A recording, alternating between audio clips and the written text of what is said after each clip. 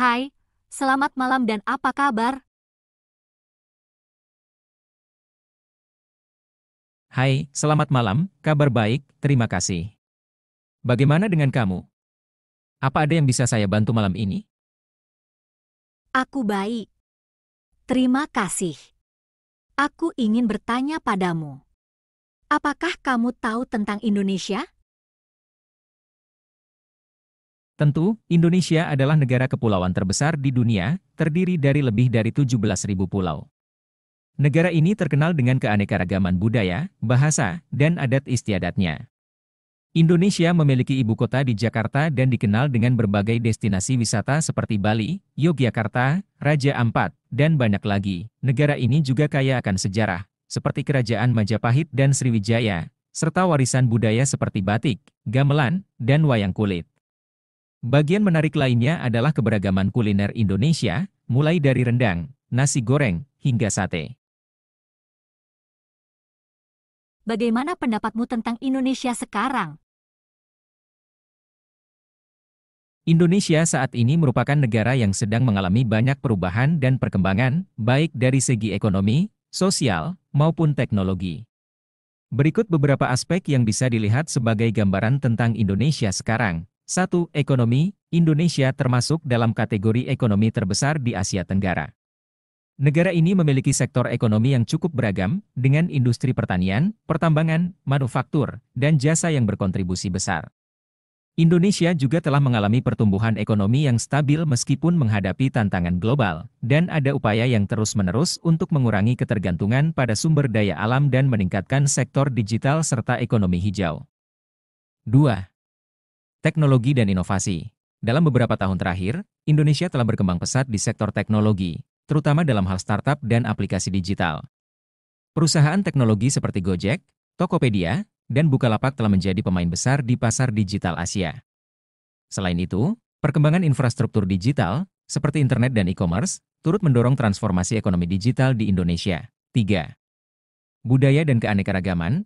Indonesia tetap menjadi negara dengan keanekaragaman budaya yang luar biasa, dengan lebih dari 300 etnis dan lebih dari 700 bahasa daerah. Kebudayaan tradisional seperti seni, musik, dan tari tetap dipertahankan, namun juga ada dinamika budaya modern yang memengaruhi masyarakat, seperti tren fashion dan gaya hidup yang lebih global. 4. Tantangan sosial dan lingkungan. Meskipun mengalami kemajuan, Indonesia juga menghadapi beberapa tantangan besar, seperti kesenjangan sosial, pengangguran, dan masalah lingkungan hidup. Polusi udara, deforestasi, serta kerusakan ekosistem laut adalah beberapa masalah lingkungan yang memerlukan perhatian serius. 5.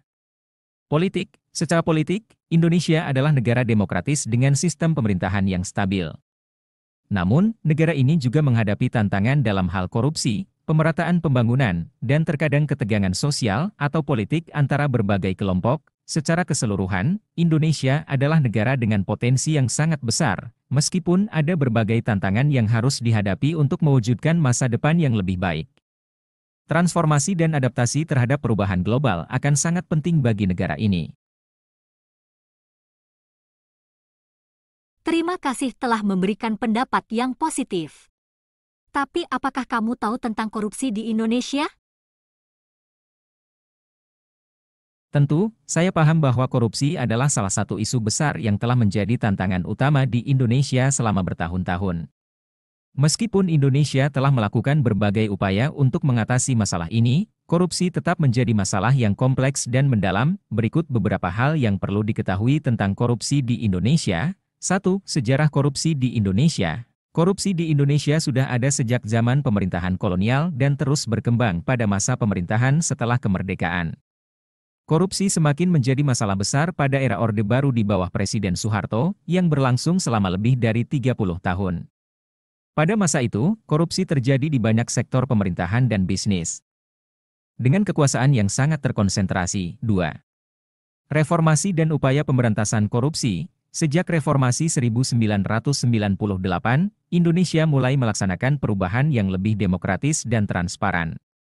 Salah satu langkah penting adalah pembentukan Komisi Pemberantasan Korupsi, KPK, pada tahun 2002. KPK menjadi lembaga independen yang bertugas untuk menangani kasus korupsi di Indonesia dan berhasil mengungkap berbagai kasus besar yang melibatkan pejabat tinggi dan anggota legislatif. Namun, meskipun ada upaya besar dari KPK dan lembaga lainnya, korupsi masih terjadi pada berbagai tingkatan, baik di pemerintahan daerah maupun pusat. 3. Korupsi di berbagai sektor. Korupsi di Indonesia terjadi dalam banyak sektor, termasuk pemerintahan. Penggunaan anggaran negara untuk kepentingan pribadi atau kelompok tertentu masih terjadi, serta praktik suap dalam pengadaan barang dan jasa, politik.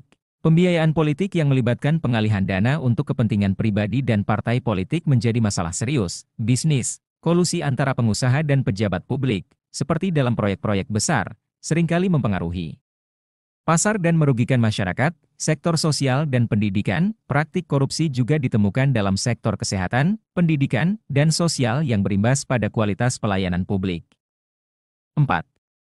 Upaya perbaikan dan hambatan. Meski ada banyak keberhasilan dalam penanganan kasus korupsi, seperti pengungkapan kasus besar yang melibatkan pejabat publik, masih ada tantangan besar untuk memberantas korupsi di akar rumput. Beberapa hambatan yang dihadapi termasuk politik dan kekuasaan, adanya tekanan politik yang mempengaruhi kebijakan pemberantasan korupsi, serta ketidakadilan dalam proses hukum, budaya korupsi, di beberapa daerah, budaya memberi uang, suap, untuk mempercepat urusan administratif masih cukup kuat, dan ini perlu perubahan pola pikir yang mendalam. Tantangan dalam penegakan hukum, korupsi tidak hanya melibatkan pejabat tinggi, tetapi juga banyak melibatkan oknum di tingkat lokal, yang membuat pengawasan lebih sulit. 5. Peran masyarakat dalam pemberantasan korupsi juga sangat penting. Banyak lembaga swadaya masyarakat, LSM, media, dan organisasi pemuda yang aktif menyuarakan pentingnya transparansi, akuntabilitas, dan pendidikan anti korupsi. Gerakan anti korupsi semakin berkembang, dan ada upaya untuk membangun kesadaran kolektif agar korupsi tidak dianggap sebagai hal yang biasa. 6. Kasus-kasus besar. Indonesia memiliki sejarah panjang dalam penanganan kasus-kasus korupsi besar. Beberapa tokoh penting yang terlibat dalam kasus korupsi besar antara lain mantan pejabat negara, politisi, hingga pengusaha besar. Meski demikian, sistem hukum Indonesia mulai lebih efektif dalam menangani kasus-kasus ini. Secara keseluruhan, meskipun ada kemajuan, korupsi tetap menjadi tantangan besar bagi Indonesia. Menghapuskan korupsi memerlukan waktu, komitmen politik, serta perubahan budaya di seluruh lapisan masyarakat. Menurut kamu bagaimana cara menghilangkan korupsi yang ada di Indonesia? Menghilangkan korupsi di Indonesia tentu merupakan tantangan besar, tetapi bukan hal yang tidak mungkin dilakukan. Beberapa pendekatan yang bisa dipertimbangkan untuk mengurangi, bahkan menghilangkan, praktik korupsi di Indonesia melibatkan langkah-langkah sistematis dan kolaboratif dari berbagai pihak. Berikut adalah beberapa cara yang bisa membantu mengatasi korupsi di Indonesia. 1. Peningkatan transparansi dan akuntabilitas. Salah satu langkah utama dalam memberantas korupsi adalah meningkatkan transparansi di seluruh sektor, baik pemerintah, bisnis, maupun masyarakat. Ini termasuk pengelolaan anggaran yang terbuka, semua anggaran negara, termasuk alokasi dana untuk proyek pemerintah, harus transparan dan dapat diakses oleh publik untuk mencegah penyalahgunaan. Laporan keuangan yang terbuka. Setiap instansi pemerintahan dan perusahaan besar harus membuat laporan keuangan yang dapat diakses publik secara online dan mudah dipahami. Sistem pengadaan publik yang jelas. Proses tender dan pengadaan barang, jasa harus dijalankan dengan sistem yang terbuka dan bisa diawasi secara langsung oleh masyarakat. 2. Pemberdayaan Komisi Pemberantasan Korupsi, KPK. KPK telah memainkan peran penting dalam memberantas korupsi, tetapi lembaga ini perlu mendapatkan dukungan penuh, baik dalam hal anggaran, independensi, maupun perlindungan terhadap anggotanya. Peningkatan sumber daya KPK, memberikan anggaran yang cukup, pelatihan berkelanjutan, dan perlindungan hukum bagi penyidik dan pegawai KPK sangat penting agar mereka bisa bekerja secara efektif dan tanpa rasa takut. Pemberian otoritas lebih besar. KPK harus diberi kekuatan yang lebih besar untuk menuntut pejabat tinggi maupun pengusaha yang terlibat dalam korupsi, serta dilindungi dari tekanan politik. 3. Reformasi hukum dan penegakan hukum yang lebih kuat. Pemberantasan korupsi membutuhkan sistem peradilan yang kuat dan adil. Penegakan hukum yang efektif akan membuat pelaku korupsi takut untuk melakukan tindak pidana. Penguatan sistem peradilan, menjamin independensi pengadilan dan mendorong keadilan yang tidak tebang pilih sangat penting. Proses hukum yang cepat dan transparan akan memberikan efek jera. pemberian sanksi yang tegas, koruptor harus dihadapkan pada hukuman yang lebih berat, baik hukuman penjara maupun denda yang proporsional dengan nilai kerugian negara. Sanksi sosial juga bisa diterapkan, seperti larangan untuk berpartisipasi dalam pemilu atau jabatan publik. 4. Pendidikan anti korupsi di masyarakat, mengubah budaya masyarakat yang menerima korupsi sebagai hal yang biasa sangat penting untuk jangka panjang.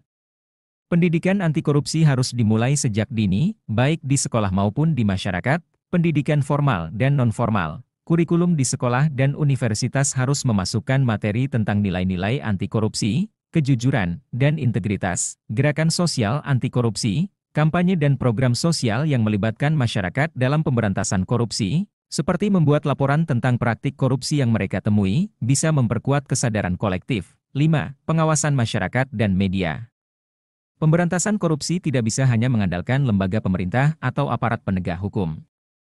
Masyarakat dan media juga memegang peranan penting dalam pengawasan. Partisipasi masyarakat perlu diberi ruang untuk berpartisipasi dalam pengawasan anggaran dan proses pemerintahan. Laporan dari masyarakat, misalnya melalui aplikasi pengaduan, bisa membantu mengungkap kasus-kasus korupsi. Peran media yang kritis, media massa harus terus memantau dan mengungkap praktik-praktik korupsi yang terjadi, serta mendidik publik tentang pentingnya anti korupsi. 6. Reformasi sektor politik. Korupsi di Indonesia sering terjadi karena hubungan erat antara politik dan ekonomi. Oleh karena itu, perlu adanya reformasi besar dalam sistem politik. Pembatasan pembiayaan politik. Pembiayaan politik, baik untuk kampanye pemilu maupun kegiatan partai, harus lebih transparan dan diatur dengan ketat untuk mencegah praktik suap dan gratifikasi. Penguatan partai politik dan pemilu, sistem pemilu yang lebih bersih, adil, dan transparan akan mengurangi kemungkinan adanya korupsi dalam pemilihan pejabat negara. 7. Pemberdayaan sektor ekonomi yang berkelanjutan. Korupsi sering terjadi karena adanya motif keuntungan pribadi dalam sektor ekonomi, terutama dalam proyek-proyek besar. Oleh karena itu, penguatan regulasi dalam sektor bisnis dan usaha sangat diperlukan. Regulasi bisnis yang ketat. Perusahaan dan kontraktor besar harus mematuhi regulasi yang ketat mengenai transparansi dan akuntabilitas dalam transaksi bisnis mereka. Pembangunan ekonomi yang inklusif. Mengurangi ketimpangan ekonomi antara kaya dan miskin bisa mengurangi godaan bagi individu untuk terlibat dalam korupsi. 8. Perlindungan terhadap pelapor korupsi, sistem yang mendukung dan melindungi. Pelapor korupsi sangat penting untuk mendorong orang-orang yang mengetahui praktik korupsi untuk melaporkannya tanpa takut akan balasan. Sistem pelaporan yang aman, memastikan bahwa ada jalur pelaporan yang aman dan anonim bagi masyarakat yang ingin melaporkan korupsi. Perlindungan hukum, memberikan perlindungan hukum bagi saksi dan pelapor agar mereka tidak merasa terancam atau diintimidasi. Kesimpulan, menghilangkan korupsi di Indonesia adalah perjuangan panjang yang memerlukan kerjasama dari seluruh lapisan masyarakat, baik pemerintah, lembaga swadaya masyarakat, sektor bisnis, hingga individu-individu. Dengan pendekatan yang holistik dan berkelanjutan, ada kemungkinan untuk mengurangi korupsi dan memperbaiki tata kelola negara. Ini bukan hanya tentang peraturan atau hukum yang lebih baik, tetapi juga tentang menciptakan budaya yang menghargai kejujuran dan integritas di setiap aspek kehidupan. Itu bagus saran Anda, tapi apakah Anda tahu apa problem utama sehingga sulitnya pemberantasan korupsi di Indonesia? Terima kasih. Memang, meskipun ada berbagai upaya untuk memberantas korupsi, Indonesia masih menghadapi banyak tantangan besar dalam menghilangkan praktik korupsi. Beberapa masalah utama yang menjadi penghalang besar dalam pemberantasan korupsi di Indonesia antara lain, 1. Budaya korupsi yang terbentuk secara sistemik. Korupsi telah menjadi bagian dari budaya dan sistem yang ada dalam beberapa lapisan masyarakat Indonesia. Di banyak tempat, praktik memberi uang, suap, untuk mempermudah urusan atau mendapatkan keuntungan bukanlah hal yang dianggap luar biasa. Hal ini sudah menjadi kebiasaan dalam kehidupan sehari-hari, mulai dari pemerintahan hingga sektor swasta. Kebiasaan dalam layanan publik, misalnya. Di beberapa kantor pemerintahan atau layanan publik, warga seringkali harus memberi uang pelicin untuk mempercepat proses administrasi. Toleransi sosial terhadap korupsi. Dalam beberapa komunitas, bahkan terdapat pandangan bahwa korupsi kecil itu normal dan wajar dilakukan demi kelancaran hidup atau pekerjaan.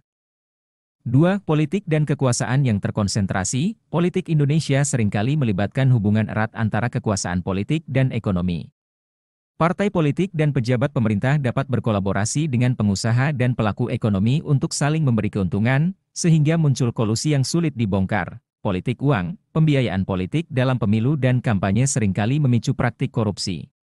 Untuk memenangkan pemilu, banyak calon yang menggunakan uang dan janji untuk memperoleh dukungan politik, yang kemudian menciptakan utang budi yang harus dilunasi dengan cara-cara koruptif setelah mereka berkuasa, patronase politik, sistem patronase, di mana kekuasaan dibagi dalam bentuk dukungan loyalitas dan pertukaran ekonomi.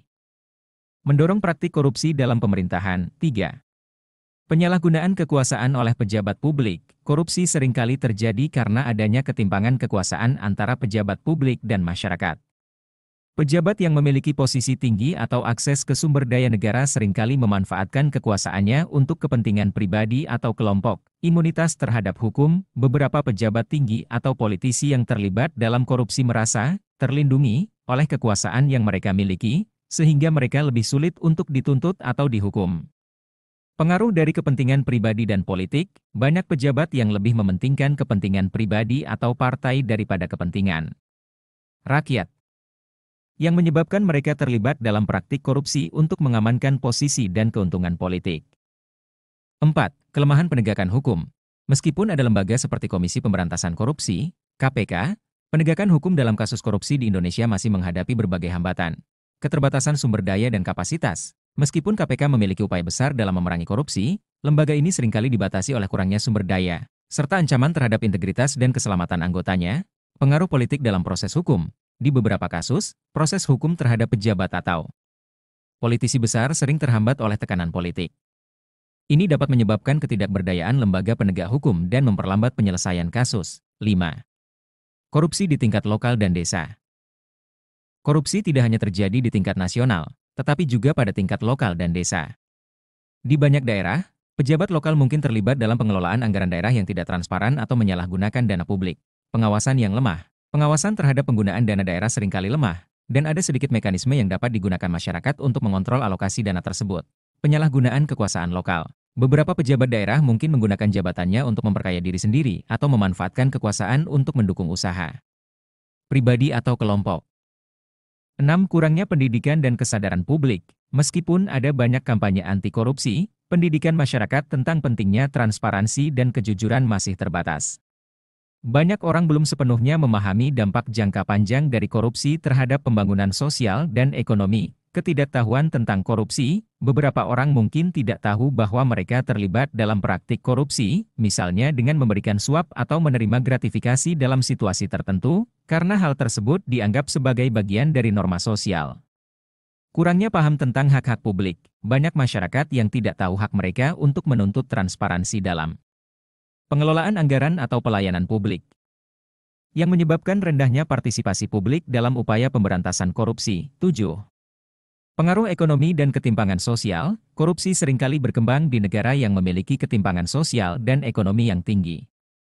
Ketidaksetaraan distribusi kekayaan dan kesempatan menciptakan kondisi di mana korupsi dianggap sebagai jalan pintas untuk memperbaiki kondisi ekonomi pribadi. Ketimpangan ekonomi, perbedaan besar antara kelas sosial yang kaya dan miskin di Indonesia bisa menjadi pemicu bagi individu atau kelompok untuk terlibat dalam praktik korupsi, baik di sektor pemerintah maupun swasta. Kesenjangan akses terhadap sumber daya. Di banyak daerah, masyarakat sulit mengakses layanan publik yang memadai, sehingga mereka merasa terpaksa memberikan uang atau suap agar mendapatkan layanan dasar yang seharusnya mereka terima. 8. Tantangan dalam menerapkan reformasi. Reformasi yang lebih dalam untuk memberantas korupsi memerlukan waktu dan komitmen dari semua pihak, tetapi terkadang ada resistensi terhadap perubahan. Beberapa elemen dalam sistem pemerintahan dan masyarakat bisa merasa terancam oleh perubahan ini, terutama jika mereka mendapatkan keuntungan dari praktik korupsi. Resistensi terhadap perubahan. Ada pihak-pihak yang merasa nyaman dengan cara lama, dan mereka mungkin menentang kebijakan anti korupsi yang lebih ketat, karena mengancam posisi atau keuntungan mereka. Kesimpulan, menghilangkan korupsi di Indonesia memang sangat sulit, karena melibatkan berbagai faktor yang saling terkait, mulai dari budaya, politik, ekonomi, hingga kelemahan dalam penegakan hukum. Untuk mengatasi hal ini, diperlukan upaya yang menyeluruh, tidak hanya dari pemerintah, tetapi juga dari masyarakat sipil, lembaga pendidikan, dan media untuk mendidik dan mendorong perubahan budaya serta kebijakan yang lebih efektif. Aku benar-benar tidak punya solusi cara menghilangkan korupsi di Indonesia. Tapi jika kamu menjadi pemimpin Indonesia, Apa langkah yang kamu lakukan untuk menghilangkan korupsi di Indonesia? Jika saya menjadi pemimpin Indonesia, saya akan fokus pada pendekatan yang holistik dan menyeluruh untuk menghilangkan korupsi. Mengingat bahwa korupsi adalah masalah sistemik yang melibatkan berbagai aspek kehidupan sosial, politik, dan ekonomi. Berikut adalah langkah-langkah yang akan saya ambil. 1. Membangun kepemimpinan yang transparan dan berintegritas. Contoh dari pemimpin, pemimpin harus menjadi contoh utama dalam menegakkan integritas dan transparansi. Setiap kebijakan yang diambil harus dipertanggungjawabkan secara terbuka kepada publik. Pengumuman harta kekayaan, semua pejabat publik, termasuk saya sendiri, wajib mengumumkan harta kekayaan secara terbuka, dan harta tersebut harus sesuai dengan gaji dan sumber daya yang sah. 2.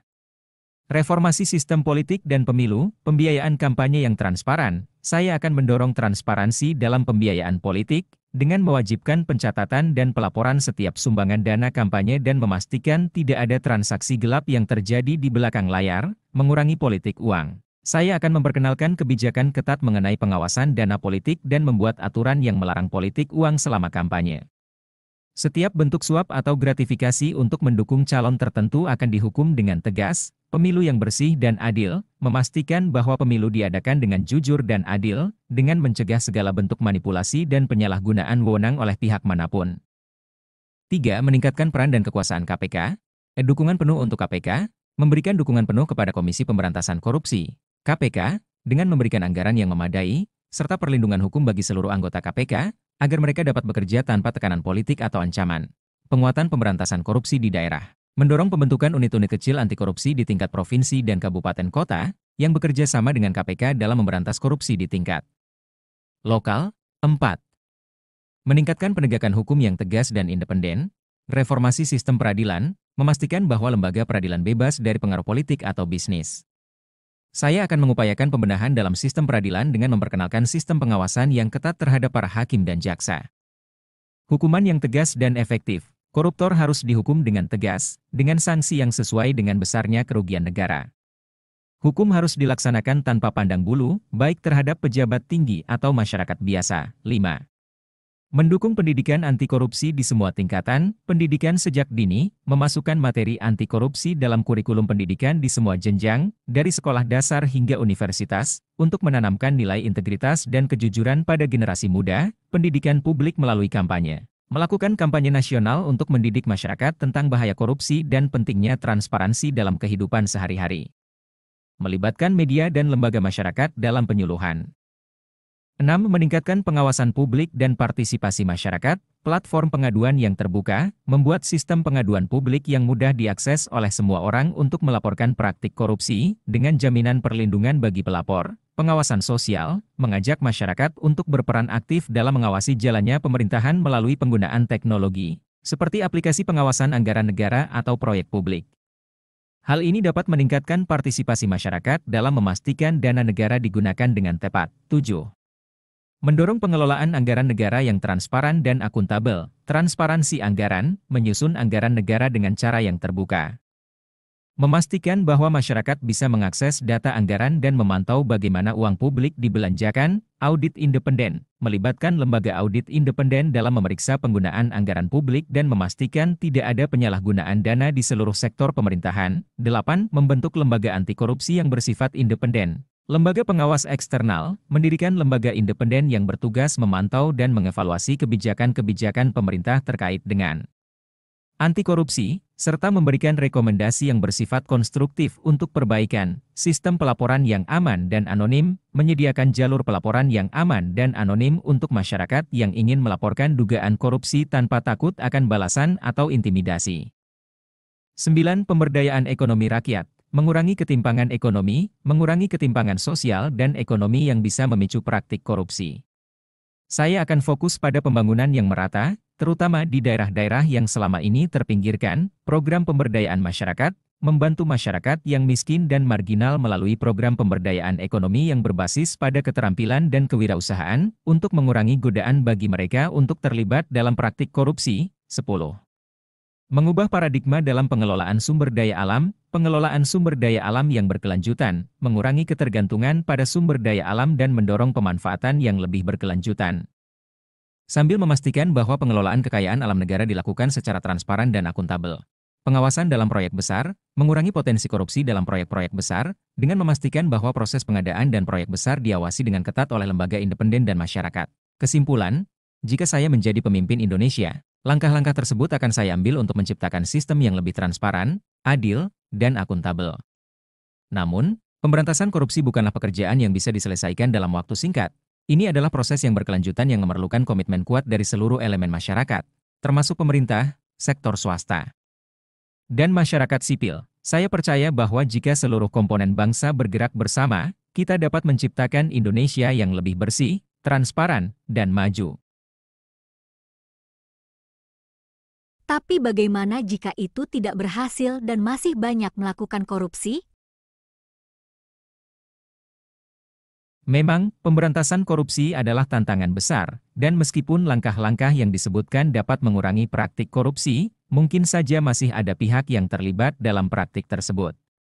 Jika upaya awal gagal atau tidak menunjukkan hasil yang signifikan, ada beberapa langkah lanjutan yang bisa diambil untuk lebih memperkuat perlawanan terhadap korupsi dan meningkatkan efektivitas upaya pemberantasan. 1. Peningkatan tegakan hukum yang lebih tegas dan tanpa toleransi, meningkatkan hukuman dan sanksi. Koruptor yang tertangkap harus dihukum dengan hukuman yang lebih keras, baik dari segi pidana penjara yang lebih lama, sanksi denda yang lebih besar, maupun penyitaan aset pribadi yang diperoleh melalui cara yang tidak sah. Hal ini bertujuan untuk menciptakan efek jera yang lebih kuat, hukum yang tidak pandang bulu, tidak ada pengecualian dalam penegakan hukum. Baik pejabat tinggi, politisi, atau pejabat rendah harus menerima perlakuan hukum yang setara dan tanpa kekebalan hukum. Ini termasuk menerapkan hukuman bagi mereka yang terlibat dalam jaringan korupsi, pemberlakuan hukum internasional, jika di dalam negeri tidak ada keadilan yang memadai, kerjasama dengan lembaga internasional dan penggunaan hukum internasional dapat digunakan untuk mengejar dan menghukum koruptor yang mencoba melarikan diri ke luar negeri. 2. Perkuat sistem pengawasan dan akuntabilitas, membangun jaringan pengawasan sosial, masyarakat harus diberikan peran yang lebih besar dalam mengawasi pemerintah. Sistem pengaduan yang lebih transparan dan aman, serta insentif bagi masyarakat untuk melaporkan korupsi, dapat meningkatkan partisipasi sosial dalam pengawasan. Penguatan lembaga pengawasan eksternal, lembaga pengawas seperti BPK, Badan Pemeriksa Keuangan, dan Ombudsman harus diberi kekuatan lebih besar untuk memeriksa dan mengaudit penggunaan anggaran publik secara lebih intensif, serta menindak tegas laporan penyalahgunaan. 3. Menerapkan teknologi dalam pengawasan dan administrasi, sistem elektronik dalam pengelolaan anggaran, mengimplementasikan sistem manajemen anggaran berbasis teknologi yang transparan dan dapat diakses oleh publik.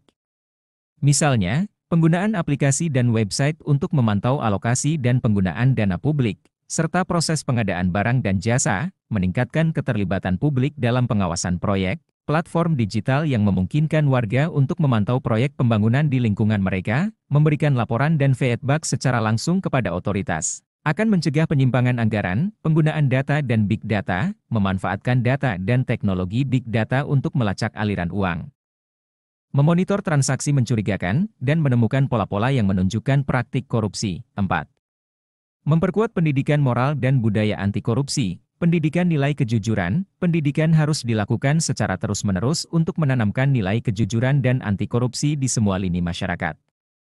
Hal ini bisa melalui sekolah, kampanye media, serta pelatihan di tempat kerja dan instansi pemerintah, kampanye nasional yang konsisten, mengadakan kampanye besar-besaran tentang bahaya korupsi dan dampaknya bagi masyarakat, dengan menggunakan media massa dan media sosial untuk menjangkau lebih banyak orang. 5. Reformasi pemerintahan yang lebih radikal. Desentralisasi yang lebih jelas dan kontrol yang lebih ketat, memperkuat otonomi daerah dengan sistem kontrol yang lebih ketat untuk memastikan bahwa wewenang di tingkat lokal tidak disalahgunakan oleh pejabat daerah. Menata ulang struktur administrasi pemerintahan, menyederhanakan birokrasi dan mengurangi kesempatan untuk praktik korupsi melalui prosedur yang tidak efisien atau kompleks. Ini termasuk digitalisasi proses administrasi untuk mengurangi kontak langsung antara pejabat dan masyarakat yang dapat menjadi peluang untuk suap. 6. Pemberdayaan lembaga dan organisasi independen. Mendirikan lembaga anti korupsi independen, lembaga baru yang dapat bertindak tanpa tekanan dari pemerintah atau bisnis untuk menindak korupsi dengan cara yang lebih transparan dan profesional. Melibatkan lembaga internasional, dalam situasi ekstrim, Indonesia bisa bekerja sama dengan lembaga internasional seperti Interpol, Transparency International, atau organisasi anti korupsi lainnya untuk memberi tekanan lebih besar pada penegakan hukum. 7.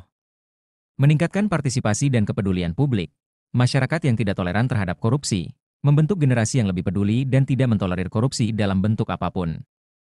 Setiap individu harus merasa bertanggung jawab untuk memberantas korupsi di lingkungannya, baik di kantor, lingkungan pendidikan, atau komunitas sosial, peningkatan kapasitas organisasi masyarakat sipil. Membantu dan mendukung organisasi masyarakat sipil yang bekerja di bidang anti korupsi untuk lebih efektif dalam mengedukasi masyarakat dan menekan pemerintah untuk melakukan perubahan. 8. Mengatasi faktor ekonomi yang menyebabkan korupsi, menangani ketimpangan sosial dan ekonomi, membuka lebih banyak kesempatan kerja dan memperbaiki distribusi kekayaan agar tidak ada orang yang merasa terpaksa melakukan tindakan korupsi untuk bertahan hidup atau mencapai tujuan ekonomi mereka. Program jaminan sosial yang lebih baik, meningkatkan kesejahteraan sosial dan ekonomi melalui program bantuan langsung, pendidikan, dan jaminan kesehatan untuk mengurangi tekanan ekonomi yang bisa memicu perilaku koruptif. 9. Peningkatan pengawasan terhadap sektor swasta, korupsi tidak hanya di pemerintah, menegakkan hukum yang lebih ketat terhadap korupsi yang melibatkan sektor swasta, seperti perusahaan yang memberikan suap kepada pejabat publik untuk memenangkan tender atau memperoleh kontrak, kode etik dan pengawasan di dunia bisnis. Memperkenalkan kode etik yang ketat di dunia bisnis untuk memastikan bahwa tidak ada kolusi antara dunia usaha dan pemerintahan. 10. Menghadapi korupsi dengan komitmen jangka panjang, ketahanan terhadap ujian waktu, pemberantasan korupsi membutuhkan kesabaran, ketekunan, dan konsistensi dari semua pihak. Meskipun tantangan akan selalu ada, komitmen untuk melawan korupsi harus kuat dan tidak tergoyahkan. Bahkan ketika ada hambatan atau kegagalan sementara. Kesimpulan, jika langkah-langkah awal tidak berhasil, maka upaya pemberantasan korupsi harus diperkuat dengan tindakan yang lebih tegas, lebih melibatkan masyarakat, dan lebih mengarah pada perubahan budaya yang mendalam. Keberhasilan pemberantasan korupsi bukan hanya bergantung pada kebijakan pemerintah, tetapi juga pada partisipasi aktif dari seluruh lapisan masyarakat dan lembaga yang ada. Pemerintah harus bekerja lebih keras untuk menciptakan iklim di mana korupsi tidak lagi diterima atau ditoleransi dalam bentuk apapun.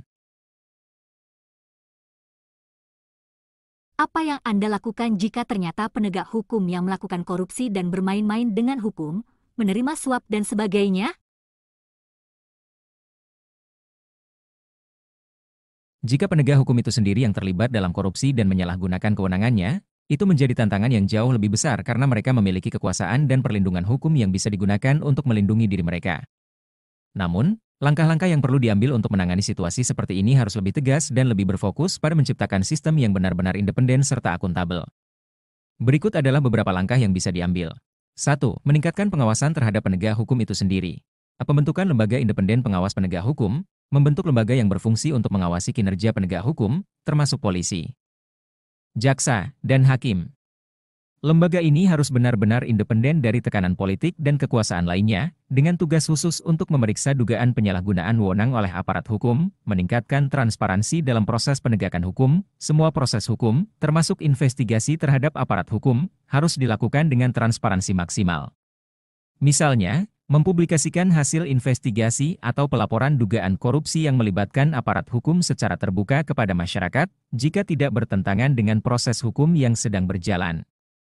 2. Penegakan hukum yang tegas terhadap penegak hukum yang terlibat korupsi, pengawasan dari lembaga pengadilan independen. Jika penegak hukum terlibat dalam praktik korupsi, kasus tersebut harus segera diserahkan kepada lembaga pengadilan yang tidak terlibat dalam kasus tersebut, bahkan jika itu berarti menggunakan pengadilan luar negeri atau sistem hukum internasional untuk menjaga keadilan. Pemberlakuan sanksi yang berat, penegak hukum yang terbukti terlibat dalam korupsi harus dihukum dengan sanksi yang sangat tegas, termasuk pencopotan dari jabatan, penyitaan harta kekayaan yang tidak sah, dan hukuman penjara yang setimpal dengan tindakan koruptif yang dilakukan. Hukuman harus cukup keras untuk memberikan efek jera yang kuat. 3. Membangun sistem pelaporan yang aman dan terpercaya. Mekanisme pengaduan untuk aparat hukum, membuat sistem pengaduan yang aman, cepat, dan terpercaya untuk melaporkan aparat hukum yang terlibat dalam korupsi. Ini harus dilindungi dengan hukum yang memastikan pelapor tidak akan mengalami intimidasi atau pembalasan dari pihak yang dilaporkan, pemberian perlindungan bagi saksi dan pelapor. Penegak hukum yang terlibat dalam korupsi harus dihadapi oleh saksi atau pelapor yang dilindungi oleh sistem hukum, yang mengurangi risiko balas dendam atau tekanan terhadap mereka. 4. Menggunakan teknologi untuk memantau proses penegakan hukum. Digitalisasi proses hukum. Menggunakan teknologi untuk mendokumentasikan dan memantau seluruh proses hukum secara elektronik.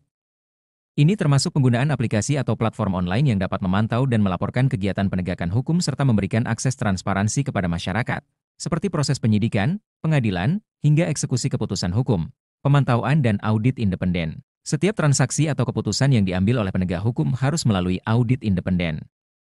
Misalnya, penggunaan teknologi blockchain untuk melacak keputusan-keputusan yang dibuat oleh aparat hukum dalam menangani kasus-kasus penting. Termasuk keuangan negara dan perkara kriminal. 5. Mengubah budaya di dalam lembaga penegak hukum, pelatihan dan pendidikan etika, memberikan pelatihan berkelanjutan tentang etika, kejujuran, dan tanggung jawab kepada seluruh aparat penegak hukum. Budaya integritas harus dibangun dari dalam lembaga penegak hukum itu sendiri, dengan memperkenalkan kode etik yang jelas dan pemberian reward bagi mereka yang berperilaku sesuai standar yang tinggi, mengurangi kesempatan untuk korupsi. Menyederhanakan dan mengotomatisasi proses hukum agar lebih sedikit bergantung pada keputusan individu yang rentan terhadap suap atau penyalahgunaan wewenang. Misalnya, membuat prosedur yang lebih jelas dan mudah dipantau oleh masyarakat. 6. Melibatkan lembaga internasional dalam penanganan kasus korupsi dalam penegak hukum. Kerjasama dengan lembaga internasional, jika terjadi ketidakmampuan sistem hukum nasional untuk menangani korupsi di kalangan penegak hukum, kerjasama dengan lembaga internasional seperti Interpol, Transparency International, atau organisasi anti korupsi global lainnya dapat dilakukan untuk memberi tekanan dan bantuan dalam mengusut tuntas kasus-kasus besar yang melibatkan aparat hukum. 7. Penegakan hukum terhadap korupsi dalam sektor keuangan dan bisnis. Pengawasan terhadap korupsi yang melibatkan bisnis dan penegak hukum, jika terdapat hubungan antara sektor bisnis dan penegak hukum yang memungkinkan korupsi terjadi, misalnya, perusahaan yang memberikan suap kepada aparat hukum, maka sektor bisnis itu juga harus diawasi dan dihukum sesuai dengan hukum yang berlaku. Penuntutan pengusaha yang melakukan korupsi dengan penegak hukum, pengusaha yang terlibat dalam suap atau memberikan keuntungan yang tidak sah kepada aparat hukum harus dihukum dengan sanksi yang sama tegasnya dengan aparat hukum yang terlibat. 8. Membangun kesadaran publik tentang peran penegak hukum. Kampanye nasional tentang anti korupsi dalam penegak hukum, menyebarluaskan informasi kepada masyarakat tentang pentingnya memiliki penegak hukum yang bersih dan bebas korupsi, serta dampak negatif yang ditimbulkan jika penegak hukum melakukan penyalahgunaan kekuasaan, memperkuat partisipasi masyarakat dalam pengawasan. Mendorong masyarakat untuk berpartisipasi aktif dalam mengawasi kinerja penegak hukum, termasuk melalui pelaporan dugaan praktik korupsi atau ketidakadilan yang terjadi dalam sistem hukum. 9. Reformasi institusi penegak hukum, pembersihan institusi dari aparat yang korup, secara berkala melakukan audit dan pembersihan di dalam lembaga penegak hukum untuk memastikan bahwa individu yang terlibat dalam korupsi atau pelanggaran etika tidak dapat bertahan di dalam institusi tersebut. Membangun sumber daya manusia yang berkualitas, menyeleksi dan merekrut aparat penegak hukum yang memiliki rekam jejak bersih dan tidak terlibat dalam korupsi sebelumnya, serta memberi kesempatan bagi mereka yang berintegritas untuk naik jabatan. Kesimpulan, jika penegak hukum itu sendiri yang terlibat dalam korupsi, maka penegakan hukum harus diterapkan dengan lebih ketat, dengan mengutamakan transparansi, pengawasan eksternal, dan pemberian sanksi yang tegas. Ini juga akan menjadi ujian bagi sistem hukum. Dan untuk menjaga keberlanjutan upaya pemberantasan korupsi, langkah-langkah di atas harus diterapkan dengan ketegasan dan keberanian untuk bertindak meskipun menghadapi tantangan besar. Menghadapi korupsi di kalangan penegak hukum membutuhkan komitmen dari seluruh elemen negara dan masyarakat untuk membangun sistem yang lebih bersih dan lebih adil. Lalu bagaimana dengan hukuman mereka yang telah melakukan korupsi? Hukuman bagi mereka yang terlibat dalam korupsi haruslah berat, tegas, dan mencerminkan keseriusan negara dalam memberantas praktik tersebut. Sebagai penegak hukum, mereka yang melakukan korupsi harus menghadapi hukuman yang tidak hanya menghukum secara fisik, tetapi juga memberikan dampak psikologis dan sosial yang besar. Berikut adalah beberapa jenis hukuman yang bisa diterapkan. 1. Hukuman pidana yang tegas dan berkepanjangan, penjara jangka panjang. Para pelaku korupsi harus dijatuhi hukuman penjara yang cukup lama, terutama bagi mereka yang terlibat dalam korupsi besar yang merugikan negara atau masyarakat. Lamanya hukuman penjara harus proporsional dengan besarnya kerugian yang ditimbulkan oleh tindakan korupsi tersebut. Hal ini bertujuan untuk memberikan efek jera yang signifikan, pencabutan hak-hak tertentu. Koruptor yang sudah dihukum seharusnya kehilangan beberapa hak-haknya, seperti hak untuk bekerja di posisi publik atau jabatan pemerintah. Ini juga termasuk larangan untuk kembali menjabat sebagai pejabat publik atau bekerja dalam lembaga pemerintahan setelah menjalani hukuman. 2. Penyitaan aset dan harta kekayaan, penyitaan aset yang diperoleh secara tidak sah, jika terbukti bahwa seorang pejabat atau penegak hukum memperoleh kekayaan melalui tindakan korupsi, maka harta kekayaan tersebut harus disita. Hal ini berlaku untuk rumah, tanah, kendaraan, dan segala bentuk aset lain yang diperoleh secara ilegal melalui suap atau praktik korupsi lainnya. Pengembalian kerugian kepada negara, aset yang disita harus dikembalikan atau disalurkan untuk mengganti kerugian negara atau masyarakat akibat tindak pidana korupsi yang dilakukan. Hal ini juga bisa melibatkan pengembalian uang yang telah disalahgunakan ke kas negara. 3. Hukuman tambahan dan sanksi sosial, larangan untuk bekerja di posisi publik. Setelah menjalani hukuman penjara, seseorang yang terlibat dalam korupsi harus dilarang untuk bekerja dalam posisi apapun yang memiliki akses terhadap kekuasaan publik atau pengelolaan uang negara. Ini termasuk larangan untuk bekerja di lembaga negara, pemerintahan, atau perusahaan yang berhubungan dengan kontrak pemerintah, pencabutan gelar dan penghargaan. Koruptor harus kehilangan semua gelar kehormatan atau penghargaan yang sebelumnya diterima, seperti gelar akademik, gelar kebangsawanan, atau penghargaan negara. Ini sebagai bentuk penghinaan sosial atas tindakannya yang merugikan masyarakat dan negara. 4. Hukuman tambahan berdasarkan besarnya korupsi. Korupsi skala kecil versus skala besar, hukuman yang dijatuhkan harus disesuaikan dengan besarnya dampak yang ditimbulkan. Untuk kasus-kasus korupsi kecil, hukuman penjara mungkin lebih ringan, namun untuk korupsi besar yang melibatkan dana negara dalam jumlah besar, hukuman harus sangat berat. Sebagai contoh, hukuman untuk korupsi dalam proyek infrastruktur yang merugikan negara miliaran rupiah harus sangat berat. Korupsi yang melibatkan kejahatan lain, jika dalam praktik korupsi juga melibatkan tindak pidana lain, seperti pemerasan, pencucian uang, atau penyalahgunaan kekuasaan, maka pelaku harus dihukum sesuai dengan kejahatan tambahan tersebut. 5. Hukuman sosial dan rehabilitasi moral, pemberian hukuman sosial, koruptor yang telah menjalani hukuman penjara harus menjalani hukuman sosial untuk membayar kembali kepada masyarakat. Ini bisa berupa bekerja dalam kegiatan sosial yang membantu masyarakat miskin, atau memberikan pelatihan kepada generasi muda tentang pentingnya etika dan kejujuran dalam kehidupan bernegara, rehabilitasi dan pendidikan etika. Selain hukuman fisik dan sosial, pelaku korupsi harus diberi kesempatan untuk menjalani rehabilitasi moral melalui pelatihan etika dan nilai-nilai kebangsaan. Program ini bisa mengubah mindset mereka dan mengurangi kemungkinan mereka untuk kembali melakukan tindak pidana serupa di masa depan. 6. Peningkatan kerjasama dengan lembaga internasional, perlindungan untuk korban korupsi. Dalam beberapa kasus, jika koruptor memiliki pengaruh internasional atau berusaha melarikan diri ke luar negeri, negara dapat bekerja sama dengan lembaga internasional seperti Interpol untuk mengejar mereka. Ini juga dapat melibatkan ekstradisi jika pelaku korupsi melarikan diri ke negara lain untuk menghindari hukuman.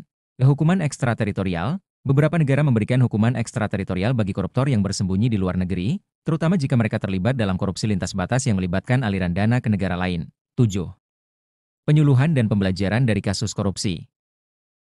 Publikasi kasus korupsi secara terbuka, semua kasus korupsi, terutama yang melibatkan penegak hukum atau pejabat tinggi, harus dipublikasikan secara terbuka kepada masyarakat. Proses hukum dan hasilnya harus diterbitkan untuk memberitahu publik bahwa tidak ada yang kebal hukum. Hal ini akan memberikan efek jera kepada yang lain dan memperkuat pesan bahwa korupsi tidak bisa dibiarkan. 8. Peningkatan upaya preventif, penyuluhan dan pendidikan awal, memberikan pendidikan anti korupsi di berbagai tingkat pendidikan, termasuk di kalangan aparat hukum, untuk mencegah terjadinya praktik korupsi di masa depan. Ini akan membantu menciptakan budaya yang lebih bersih dan menumbuhkan pemahaman bahwa korupsi adalah kejahatan yang merugikan seluruh bangsa. Kesimpulan, hukuman bagi mereka yang melakukan korupsi, terutama di kalangan penegak hukum atau pejabat publik, harus mencerminkan beratnya pelanggaran yang dilakukan. Tidak hanya harus ada hukuman fisik, penjara, tetapi juga sanksi sosial, penyitaan aset, dan hukuman psikologis yang dapat memberikan efek jera yang kuat.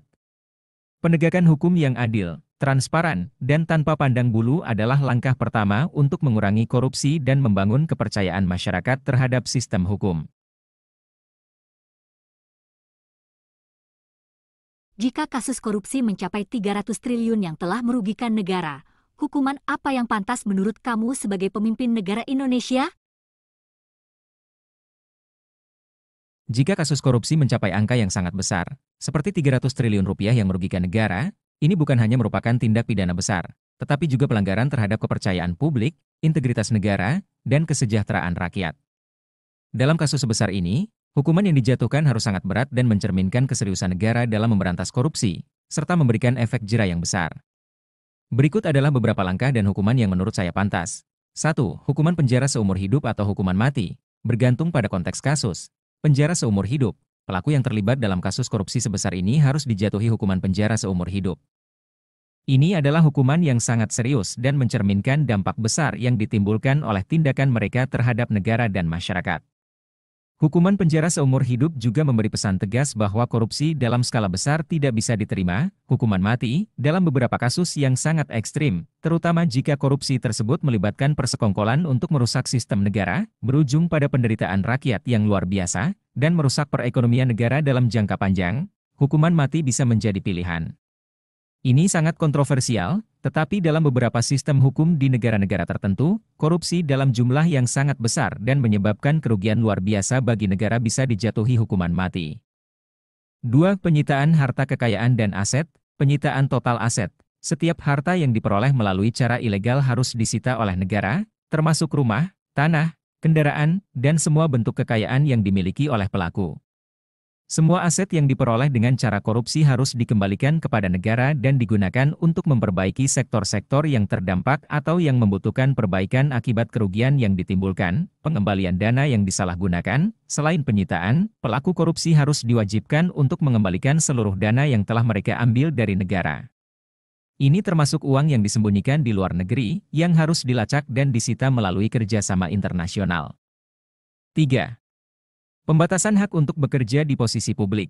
Larangan seumur hidup untuk bekerja di posisi publik. Koruptor yang terlibat dalam kasus sebesar ini harus dilarang seumur hidup untuk bekerja dalam sektor publik atau menjadi bagian dari pemerintahan, lembaga negara, atau perusahaan yang terlibat dalam kontrak dengan negara. Larangan ini harus berlaku di dalam dan luar negeri, untuk memastikan bahwa mereka tidak bisa kembali merugikan negara atau masyarakat. Pencabutan gelar dan penghargaan, segala gelar, penghargaan, atau status kehormatan yang diterima oleh pelaku harus dicabut. Hal ini sebagai bentuk penghinaan sosial yang mengurangi martabatnya di masyarakat, sebagai pengingat bahwa mereka telah mengkhianati kepercayaan rakyat. 4. Sanksi sosial dan rehabilitasi moral, kampanye nasional untuk menyebarluaskan kasus korupsi. Kasus ini harus dipublikasikan secara luas, dengan memaparkan semua detail tentang bagaimana korupsi ini terjadi, siapa saja yang terlibat, dan bagaimana dampaknya bagi negara. Ini untuk memberikan pelajaran kepada masyarakat dan menumbuhkan kesadaran bahwa tidak ada tempat bagi koruptor di Indonesia. Pembelajaran dan pemberian tanggung jawab sosial. Koruptor yang dihukum penjara harus menjalani program rehabilitasi moral, di mana mereka diberi kesempatan untuk belajar dari kesalahan mereka dan mengerti betapa besar kerugian yang ditimbulkan akibat tindakannya. Mereka juga bisa dipaksa untuk berpartisipasi dalam proyek-proyek sosial yang membantu masyarakat. Meskipun itu tidak menggantikan hukuman. 5. Peran lembaga internasional untuk menangani korupsi skala besar. Koordinasi dengan lembaga internasional. Korupsi dengan jumlah sebesar ini biasanya melibatkan aliran uang ke luar negeri, atau melibatkan pihak internasional lainnya. Maka, kerjasama dengan lembaga seperti Interpol, Transparency International, dan lembaga pengawasan global lainnya sangat penting untuk memastikan bahwa dana yang disalahgunakan dapat dilacak dan dikembalikan. Negara bisa memanfaatkan perjanjian ekstradisi dengan negara lain jika pelaku kabur ke luar negeri. Dampak internasional, kasus seperti ini bisa merusak reputasi Indonesia di mata dunia internasional. Sehingga penting untuk menunjukkan komitmen serius dalam menangani kasus ini.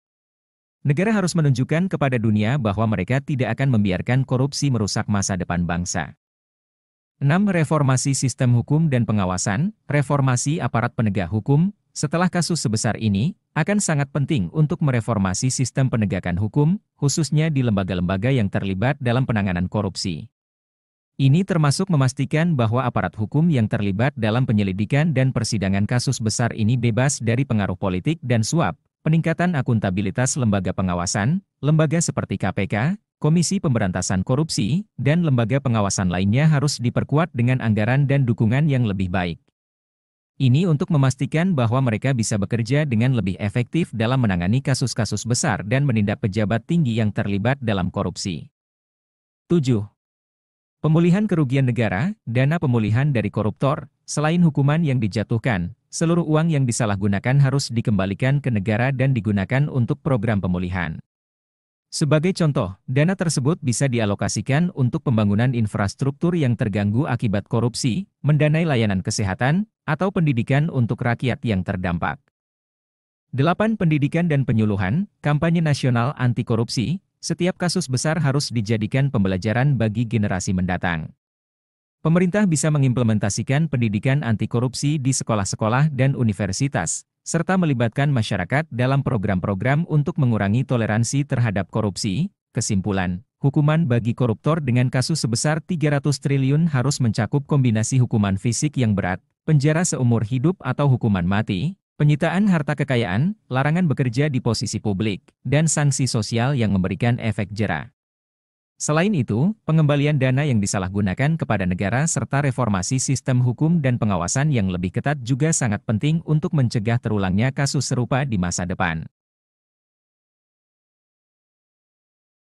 Menurut kamu berapa persen keberhasilannya untuk memberantas korupsi di Indonesia?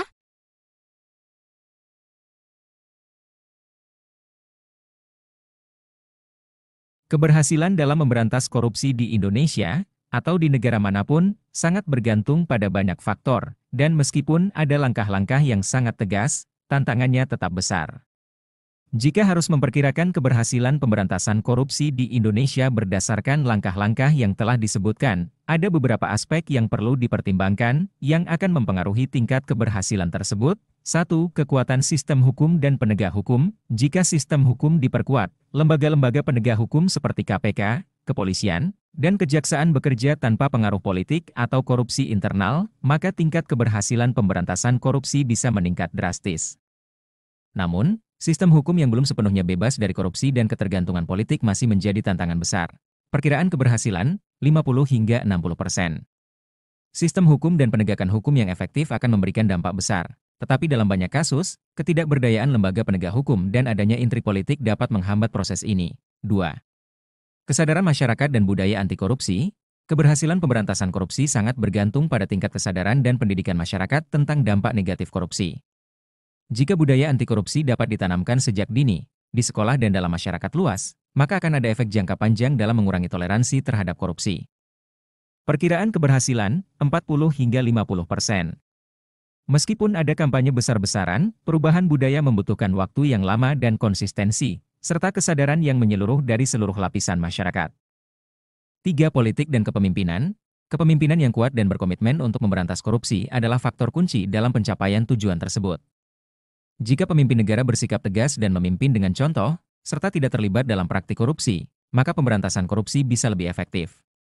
Namun, politik dan tekanan dari berbagai pihak bisa menjadi hambatan. Perkiraan keberhasilan, 30 hingga 40%. Meskipun kepemimpinan yang kuat sangat penting, realitas politik seringkali memperlambat atau menghalangi upaya pemberantasan korupsi karena pengaruh dari elit politik yang korup. 4. Transparansi dan akuntabilitas. Peningkatan transparansi dalam administrasi negara dan pengawasan terhadap anggaran publik serta proyek-proyek besar sangat penting.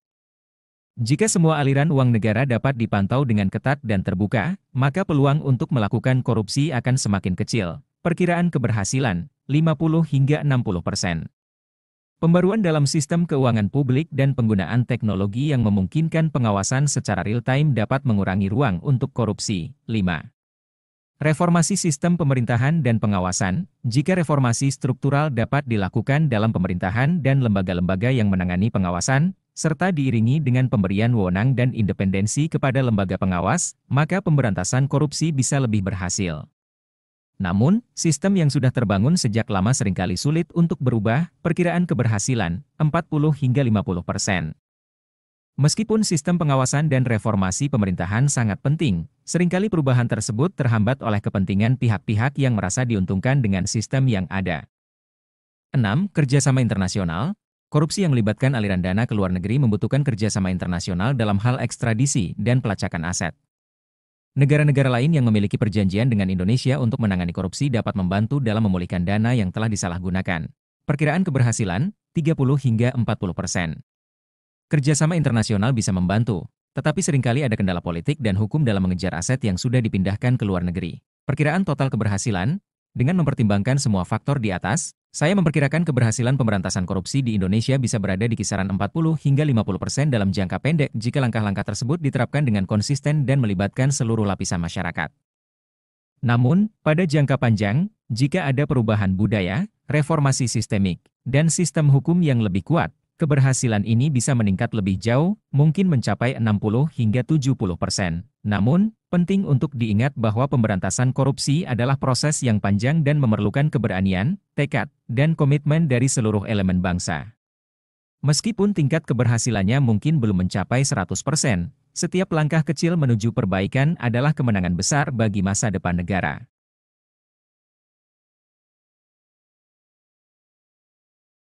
Apakah Anda tahu tentang korupsi terbaru di Indonesia yang mencapai kerugian negara 300 triliun? Ya, saya mengetahui bahwa baru-baru ini di Indonesia terjadi kasus korupsi besar yang merugikan negara hingga 300 triliun rupiah. Kasus ini terkait dengan pengelolaan tata niaga komoditas timah di wilayah izin usaha pertambangan, IUP, PT Timah Tbk, pada tahun 2015-2022.